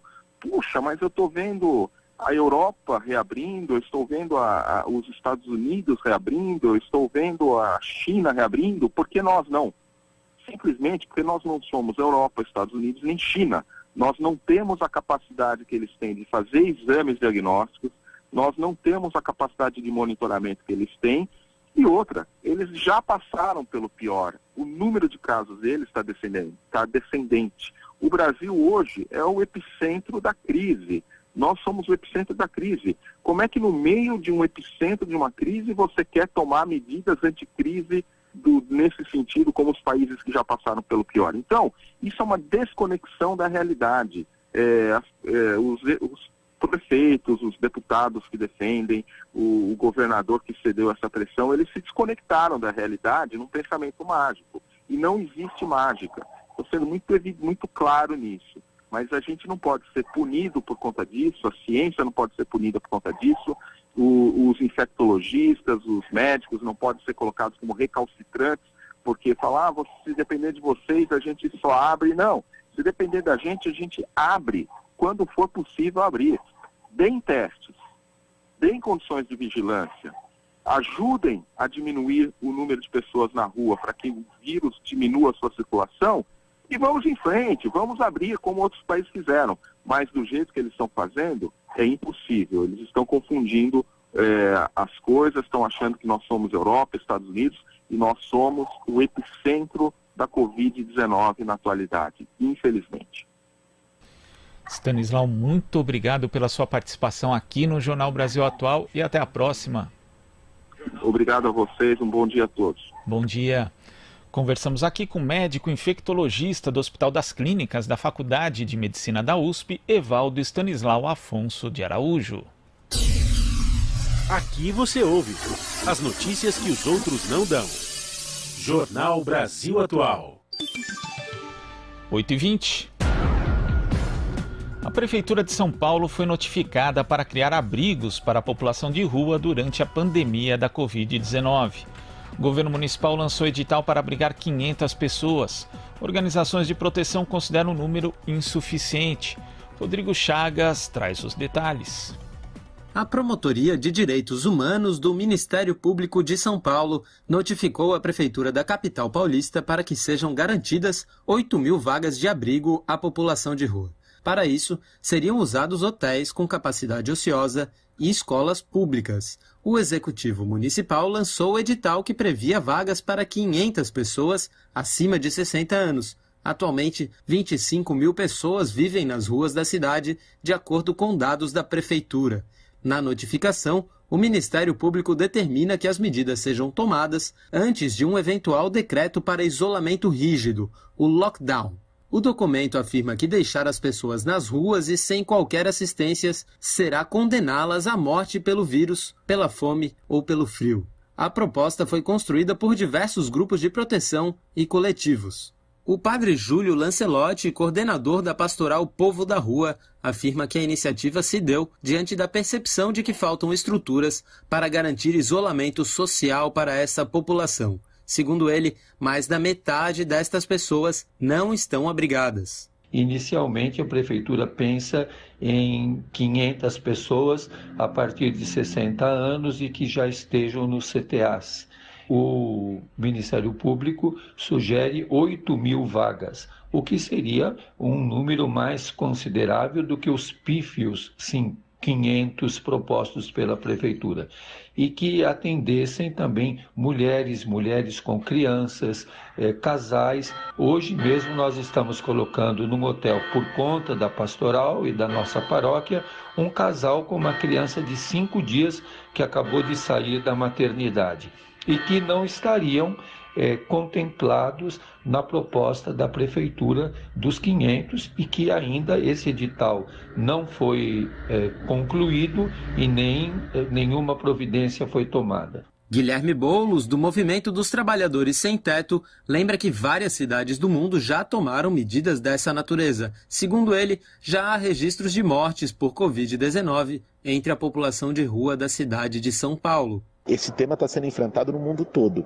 Várias cidades do mundo adotaram já a requisição da rede hoteleira de hotéis para poder abrigar a população sem teto. Começou em Londres, depois Paris fez, Los Angeles fez, Nova York fez, Praga fez, Sydney fez. Aqui no Brasil, cidades inclusive com menos condições econômicas, com um orçamento menor que São Paulo, como é o caso de Florianópolis, de Macapá, de Niterói, no Rio de Janeiro, já fizeram. A Câmara Municipal de São Paulo aprovou a possibilidade de fazer. E esperamos que seja uma resposta com o mínimo de sensibilidade, com o mínimo de humanidade e acolha. Tem orçamento para isso e isso deveria ser uma prioridade. São pessoas que estão totalmente vulneráveis e com risco de morte. De São Paulo, da Rádio Brasil de Fato, com reportagem de Nara Lacerda, Rodrigo Chagas. Você está ouvindo Jornal Brasil Atual. As notícias que os outros não dão. 8h24. Milionário ganha causa na justiça que determina despejo de assentamento em Galha, em São Paulo. Jorge Van Cassaro tem um patrimônio de cerca de 20 milhões de reais. As famílias do assentamento ficarão sem moradia. A reportagem de Caroline Oliveira, com locução de Douglas Matos. O assentamento Luiz Beltrame, na cidade de Galha, a 60 quilômetros de Bauru, no interior de São Paulo, existe há cerca de 6 anos. O território é reconhecido judicialmente e abriga cerca de 20 famílias. Lá são produzidos mandioca, batata doce, milho, feijão, maracujá, entre outros grãos, frutas e folhagens, além da produção animal e de derivados como leite e queijo. Toda semana, dali, saem 100 cestas agroecológicas para serem comercializadas em Bauru e Marília, em várias cidades da região. Tudo isso, no entanto, está diante do abismo de uma decisão da Justiça Federal de Bauru de desalojar as famílias. Ao todo, são cerca de 70 pessoas afetadas, sendo 20 delas menores de 18 anos. O prazo para a desocupação é de 120 dias, contados a partir de 24 de abril, quando a ordem de despejo foi publicada no Diário Oficial da Justiça. Ângelo Diogo Mazin, produtor rural e morador do assentamento, afirma que a emissão de posse e homologação das famílias foi concluída em 2014 sobre 2 propriedades antigas da região. A Fazenda Portal do Paraíso, desapropriada por motivo de crime ambiental, e a Fazenda Santa Fé, desapropriada por motivo de improdutividade. Nesta última, onde moram as 20 famílias, o ex-proprietário, o latifundiário e industrial Jorge Ivan Cassaro, não aceitou a desapropriação e reivindicou a posse da terra na justiça. Cassaro argumentou que o solo é inadequado para o plantio. Somente em 2018, no entanto, foram produzidas apenas para comercialização 300 toneladas de mandioca pré-cozida, 5.000 caixas de maracujá, 200 sacas de feijão orgânico, 50.000 dúzias de milho verde, 2.000 caixas de quiabo, 8.000 toneladas de manga e criadas 100 cabeças de gado. Ainda assim, a Justiça decidiu a favor do ex-proprietário Jorge Ivan Cassaro, dono de uma fortuna declarada de 20 milhões de reais. Mazin lembra que a região se configura como um assentamento instituído. Então hoje a área está com a matrícula antiga do proprietário. Ela já existe uma decisão transitada e julgada que a área deve voltar para as mãos, né, do antigo proprietário Jorge Ivan Cassaro. Já é um assentamento instituído, as famílias são cipradas, assinaram o contrato de assentamento, passaram pela mesa de seleção, houve todo o processo judicial de legalização e constituição do assentamento. Já é um assentamento constituído. A notícia da decisão judicial contrária foi um golpe para Mazin, sua família e todos os assentados. As famílias, por conta própria, foram construindo. Tem casa, tem gente que fez poço, tem gente que tem curral, que tira leite. Então, tem um impacto econômico também na vida dessas pessoas, né? Uhum. Não é barraco de lona, né? É um assentamento, não que justificaria se fosse barraco de lona, mas é um assentamento que já está há 6 anos aqui dentro da área, né? Com a possibilidade de um despejo ocorrer a qualquer momento, os moradores permanecem apreensivos. Eles entraram com um pedido de suspensão do despejo, mas, se a ordem for cumprida, Mazin afirma que o INCRA não tem nenhuma proposta de área para reassentar as famílias. Para o defensor público João Paulo Dorini, existe a chance de o processo ser anulado porque a Defensoria Pública da União não foi notificada pelo Judiciário como prevê a lei. Outro agravante, segundo o advogado, é a situação da pandemia de Covid-19. Como que você vai tirar uma pessoa do lugar onde ela mora, sendo que não há nenhuma perspectiva de que essa pessoa possa conseguir qualquer outro lugar para morar numa situação imediata, com toda essa crise que a gente vive, não só sanitária por conta da pandemia, mas também a crise econômica e política, né, que impedem a pessoa de ter qualquer tipo de renda e, portanto, conseguir alguma coisa, enfim. Para o defensor público, enquanto houver medidas de isolamento social, deve ser impossível o cumprimento de uma decisão de reintegração de posse como essa. Além disso, em 2010, 2 decretos assinados pelo então presidente Lula e publicados no Diário Oficial da União declararam o interesse social da região para fins de reforma agrária. Isso autorizou o INCRA, à época, a realizar a desapropriação das 2 fazendas para a formação do assentamento definitivo, chamado Projeto de Assentamento Luiz Beltrame, criado em 2013 e homologado pelo INCRA. A Câmara Municipal de Galha, inclusive, aprovou 2 moções, uma de aplausos ao INCRA pelo papel fundamental no assentamento Luiz Beltrame e outra de apoio às 20 famílias do local. De São Paulo, da Rádio Brasil de Fato, com reportagem de Carolina Oliveira, Douglas Matos. Aqui você ouve as notícias que os outros não dão. Jornal Brasil Atual. Agora são 8h29 e vamos fazer contato com o ex-ministro da Justiça, Eugênio Aragão. Bom dia, Eugênio. Bom dia. Eugênio, ontem nós tivemos mais um episódio de declarações do presidente Jair Bolsonaro atacando o STF, falando a respeito de decisões monocráticas, se referindo ao ministro Alexandre de Moraes por conta do inquérito sobre fake news. Também falou do ministro Celso de Mello e disse que ordens, inclusive absurdas, não podem ser cumpridas, né, fazendo referência à ação da Polícia Federal. Como que você vê mais esse ataque de Bolsonaro ao Supremo Tribunal Federal, ao Poder Judiciário de uma forma geral, Eugênio? Olha, se isso fosse apenas uma cortina de fumaça para esconder a sua incompetência na gestão da crise sanitária, a gente simplesmente não dava bola, né? Porque a gente sabe que Bolsonaro costuma usar desse tipo de situação escandalosa para esconder outros tipos de problema que ele tem.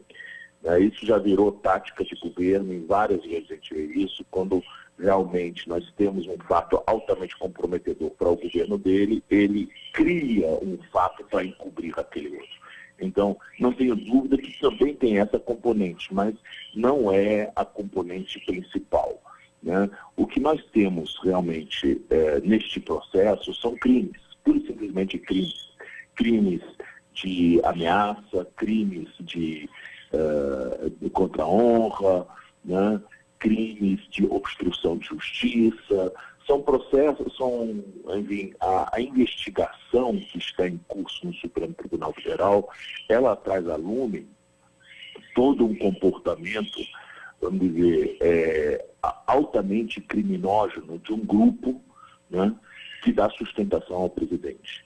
Então, o presidente, na verdade, o que ele está tentando fazer, ele está ameaçando o Supremo Tribunal Federal e, com isso, ele está incorrendo claramente num crime de obstrução de justiça. Não fosse também a possibilidade de um crime de responsabilidade, porque não cumprir uma decisão judicial ou fazer com que uma decisão judicial não seja cumprida constitui crime de responsabilidade do presidente.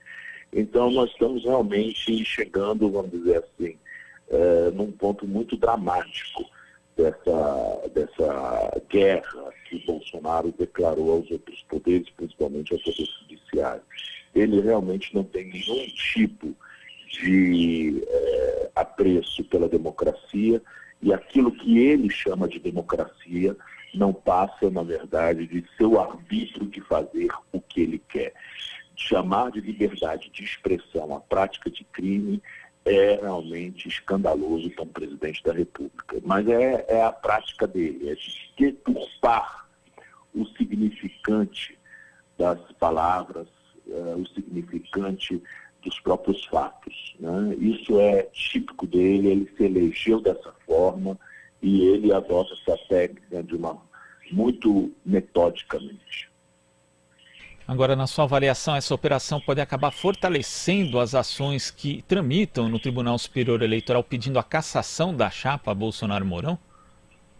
O Partido dos Trabalhadores já fez esse pedido através do nosso escritório, né? Temos 2 petições que já deram entrada pedindo ao ministro Og, que é o Og Fernandes, que é o corregedor do TSE e também relator dessas ações de investigação judicial eleitoral, que ele requisite essas provas do Supremo Tribunal Federal. E acredito que haverá todo o interesse do Tribunal Superior Eleitoral em fazer essa ponte. Primeiro que nós já tivemos um precedente disso naquela ação de investigação judicial contra a chapa da presidenta Dilma, quando o TSE conseguiu acesso a dados da Lava Jato. Agora, com muito mais razão, ele deve ter acesso a esses dados, porque a Lava Jato nada tinha a ver com as alegações constantes na época da ação de investigação judicial eleitoral. Simplesmente aquilo foi uma inovação da causa de pedir. Mas nesse caso aqui, não. As investigações sobre fake news dizem respeito diretamente aos fatos alegados nas AIGs em curso. E, além disso, o relator do inquérito no Supremo Tribunal Federal, o ministro Alexandre de Moraes, ele pediu os dados sobre essas fake news que retrocedam a junho de 2018, portanto, compreendendo também a campanha eleitoral, o que diz respeito diretamente às ações em curso no Tribunal Superior Eleitoral. E como é que você vê, Eugênio, o posicionamento do Procurador-Geral da República, Augusto Aras, né, que pediu a suspensão do inquérito que investiga justamente esse esquema de fake news, e logo no dia seguinte a gente tem o presidente da República falando que ele seria um dos candidatos, inclusive, para uma eventual vaga no Supremo Tribunal Federal. Como você analisa essa situação? O presidente da República foi muito matreiro, não disse que ele indicaria, disse que se houvesse uma terceira vaga, e provavelmente não haverá, né, essa vaga seria de Augusto Aras. Ou seja, ele disse para Augusto Aras e outra, olha, vai botando sua barbinha de molho, porque eu já tenho outros nomes para o Supremo Tribunal Federal. Mas ele disse isso de uma forma muito elegante, né? Então o recado também é para Augusto Aras, de certa forma. Não sei como interpretar isso, né? Porque Augusto Aras está simplesmente tendo todo esforço, todo denodo para atender os interesses do presidente da República. Às vezes ele até parece advogado da União e não procurador-geral da República, como, por exemplo, né, na manifestação que ele teve a respeito de vários processos em que a Advocacia Geral da União opinou num sentido e ele opinou em outro, né, em sentido muito mais próximo ao presidente da República. Dentro da casa, isso está causando muito, mas muito incômodo aos colegas. Ele está simplesmente colocando no altar de sua promoção para o Supremo Tribunal Federal toda a independência institucional do Ministério Público. É um comportamento vergonhoso, né? E hoje, para fazer face às críticas, ele então cria também a sua cortina de fumaça, pedindo diligências no outro inquérito que também está com o ministro Alexandre de Moraes, que diz respeito aos atos antidemocráticos. Então, ele faz a mesma coisa que o presidente, ele dá com uma mão e tira com a outra, né? E, enfim, nessa situação também o Ministério Público, eu acredito, está numa das suas maiores crises.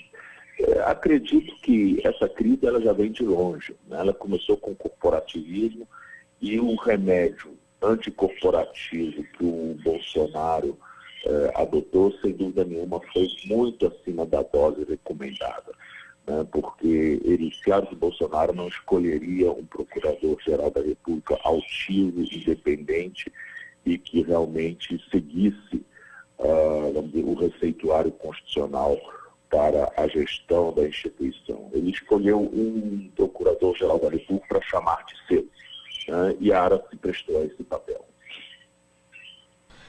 Eugênio, você falou a respeito do Procurador-Geral da República, que às vezes acaba agindo como advogado-geral da União, ou talvez até como advogado particular do presidente, mas nós tivemos aí o ministro da Justiça, também André Mendonça, com uma atitude bastante anômala, né, pedindo um habeas corpus para o ministro da Educação, Abraham Weintraub. Como é que você vê também essa atitude do ministro da Justiça, Eugênio?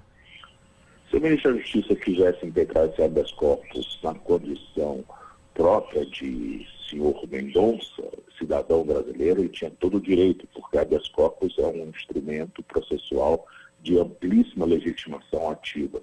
Qualquer um do povo pode impetrar.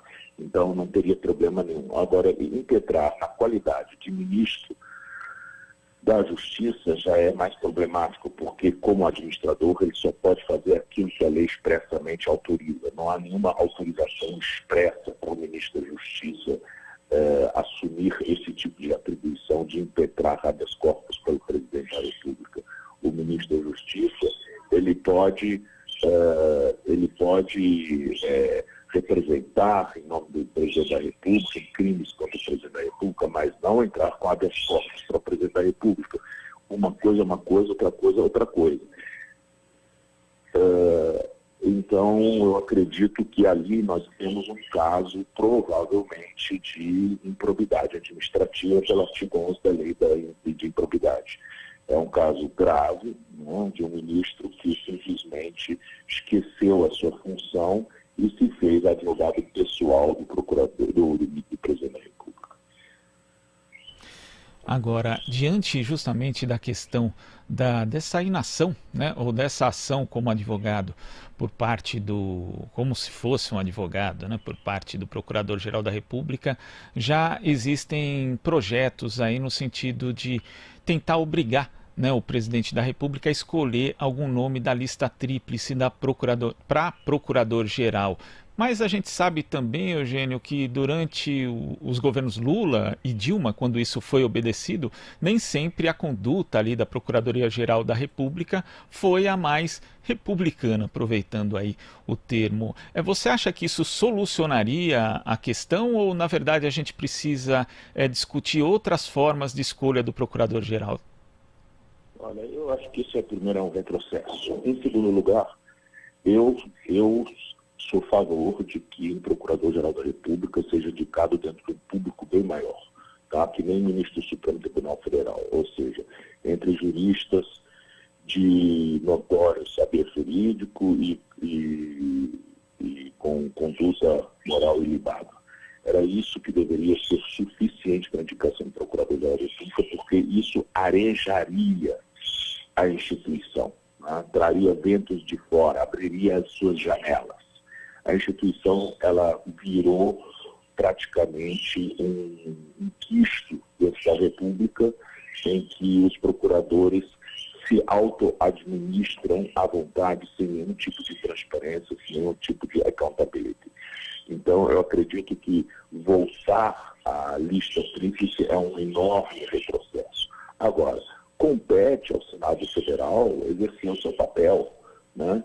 Quando sabatina o Procurador-Geral da República, deve haver, vamos dizer, mais publicidade, deveria haver uma audiência pública, deveria ter mais participação da sociedade civil para que esse Procurador-Geral da República ele seja realmente examinado de uma forma mais, vamos dizer, cuidadosa, de uma forma mais, não é, porque o que nós vemos muito nessas sabatinas vamos dizer, um festival de confete. Né? Jogam confete em cima do sujeito, elogiam, ninguém compromete realmente essa indicação. E no caso de Aras foi isso, inclusive a própria oposição foi extremamente tímida na sua, vamos dizer, na sua inquirição, até porque, no fundo, estava todo mundo muito feliz de que havia finalmente uma quebra desse princípio da lista tríplice que não é republicana. Por quê? Porque quem tem legitimidade para indicar o Procurador-Geral da República segundo a Constituição é o Presidente da República, que tem votos populares. É assim que ele empresta, pelo menos, uma fração de sua legitimidade política ao Procurador-Geral da República. A Casa não tem nenhuma legitimidade para isso. E a Casa precisa aprender que, se o Presidente da República é ruim, o Procurador-Geral da República vai ser ruim também e começar a ter mais responsabilidade política, porque, afinal de contas, nós sabemos que Bolsonaro está aí como Presidente da República, em grande parte, por responsabilidade do comportamento absolutamente impróprio de muitos procuradores da República. E isso também vale para a escolha de ministros do Supremo Tribunal Federal, ou seja, o Senado precisa chamar essa responsabilidade, porque eu nunca tinha visto, Eugênio, presidentes comentarem de forma pública a respeito de escolhas de ministro do STF, como o Bolsonaro faz reiteradas vezes, inclusive falando de ministro terrivelmente evangélico, citando nomes. Isso é algo inédito também. É uma forma também de agredir o Supremo Tribunal Federal, né? Quando ele diz que ele quer um ministro terrivelmente evangélico, ele está querendo dizer que ele quer um ministro realmente que tenha, vamos dizer, que cumpra todos aqueles requisitos de vestal da moralidade e faça uma limpa do Supremo Tribunal Federal. Ele, ao dizer isso, ele está desqualificando os outros ministros. É a forma típica dele de agredir as instituições, né?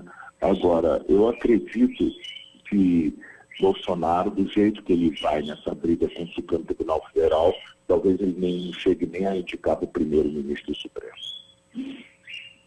Acha que ele não chega nesse momento?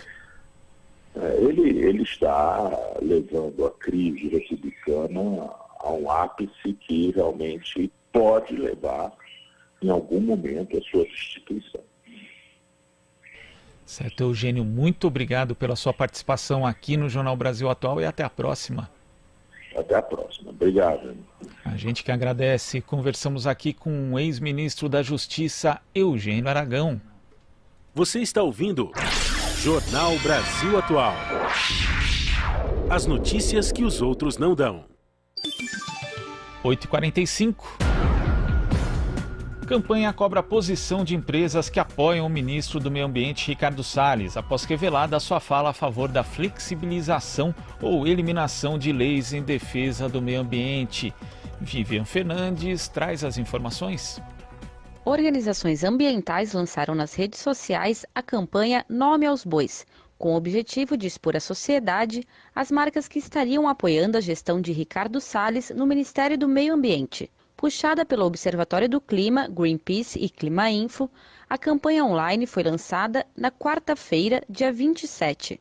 Ela pretende cobrar uma resposta de empresas envolvidas na publicação de um anúncio publicitário de apoio a Salles, que foi veiculado na terça-feira, dia 26, em veículos de grande circulação da imprensa. Os ambientalistas questionam o apoio empresarial, especialmente por conta das declarações de Salles durante a reunião ministerial que teve seu conteúdo divulgado na última sexta-feira, dia 22. Na ocasião, Salles sugeriu aos membros do governo que seja aproveitado o momento em que a imprensa está com foco na pandemia de Covid-19 para passarem a boiada de reformas infralegais de desregulamentação. Então, para isso precisa ter um esforço nosso aqui, enquanto estamos nesse momento de tranquilidade no aspecto de cobertura de imprensa, porque só fala de Covid, e ir passando a boiada, e mudando todo o regramento, e simplificando normas de IFAM, de Ministério da Agricultura, de Ministério do Meio Ambiente, de Ministério disso, de Ministério daquilo. Intitulada No Meio Ambiente, a burocracia também devasta, a nota publicitária de apoio a Ricardo Salles é assinada por cerca de 70 associações do setor privado. Entre as entidades estão a Confederação Nacional da Agricultura, a Confederação Nacional da Indústria, a Câmara Brasileira da Indústria e da Construção e a Associação Brasileira de Lojistas de Shopping. Após a campanha dos ambientalistas, algumas empresas já se pronunciaram. Elas informam que não estariam apoiando o ministro. Algumas chegaram a dizer que desconheciam o teor do manifesto e que deixaram as associações representativas.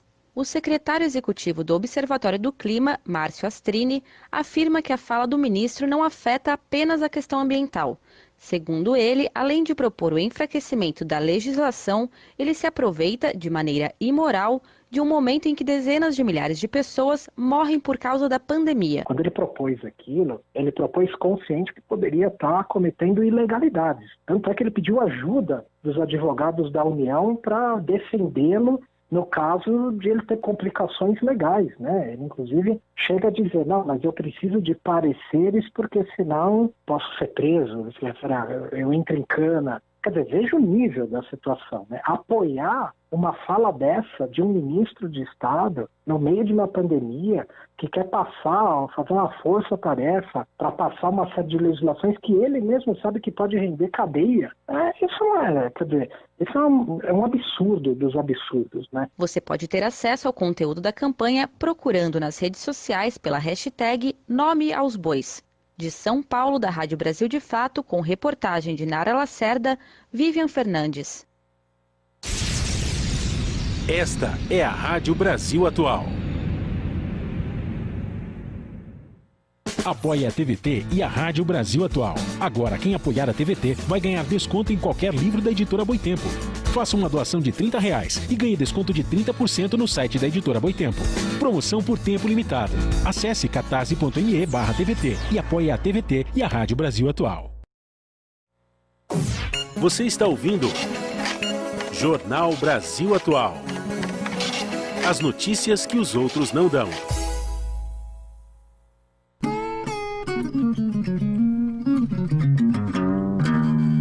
Fala galera, aqui é o Dani Black, estou aqui na Rádio Brasil Atual 98.9, essa rádio tão especial que tem tocado tanta música boa, tanta música nova. Tamo junto, é nóis, se liga aí na programação. É isso aí, Dani Black, abrindo aqui o espaço de participação para você que acompanha o Jornal Brasil Atual pela Rádio Brasil Atual, pela TVT e também pelos nossos canais no YouTube. Vamos ver as mensagens aqui que chegaram no 11 968 93 7672, como a da Sandra, da Vila Maria, que manda aqui o seu bom dia. A Kátia, do Tatuapé, Vila Maria, aqui na capital paulista, Tatuapé também. Ela que diz, antes a gente dizia sextou, agora diz vixe, sextou, já se preparando para o que vai acontecer no final de semana, que o cenário político ele é agitado aqui no Brasil todo dia, inclusive nos finais de semana, né, principalmente com as aparições do presidente Jair Bolsonaro. Temos ainda o bom dia do Zé Correia, de São Bernardo do Campo, o Jair, de Pirituba, a Regina, de Alphaville, também aqui na Grande São Paulo, Barueri, o André, de Guaxupé, lá do sul de Minas Gerais, também manda o seu alô, assim como Edgar Santos Lopes, ele que é de Salvador, Bahia. O Eduardo, de Barueri, mandou aqui a sua mensagem. O Francisco Xavier também dando bom dia, dizendo que ama o Jornal Brasil Atual. Valeu, Francisco. Temos aqui Flávio Moraes, de Mogi das Cruzes, também dando aqui o seu alô. O Daniel Reis, sempre conosco. Você está ouvindo? Também enviando aqui a sua mensagem. Pessoal aí participando do 11 968 93 7672, aqui o nosso WhatsApp. E daqui a pouco a gente volta. Você está ouvindo Jornal Brasil Atual. As notícias que os outros não dão. É isso aí, agora são 8 horas e 51 minutos e a gente tem no domingo a TVT, a Rádio Brasil Atual, transmitindo o programa Brasil TVT a partir das 6 horas da tarde com a Marilu Cabanhas e o Cosmo Silva.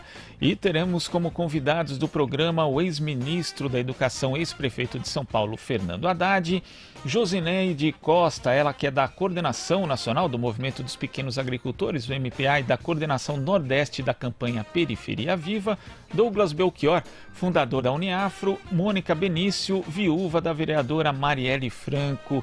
Não perca Brasil TVT domingo na Rádio Brasil Atual e também na TVT a partir das 6 horas da tarde. E hoje, logo mais ao meio-dia, temos o Colibri na Quarentena. E o programa desta sexta-feira conversa com o locutor, apresentador, narrador, poeta e músico Edinho Moreno. Um papo sobre rádio, pandemia, locuções comerciais, entre outros assuntos. Na sequência, entra em campo o cantor e compositor Carlinhos Vergueiro, falando de futebol, política e, é claro, de música. Tudo online, com música, em casa, na quarentena, a partir do meio-dia na Rádio Brasil Atual. E com esse recado a gente termina aqui a edição de hoje no Jornal Brasil Atual. Retornamos na segunda-feira a partir das 7 da manhã, ao vivo. Fique bem, fique em casa.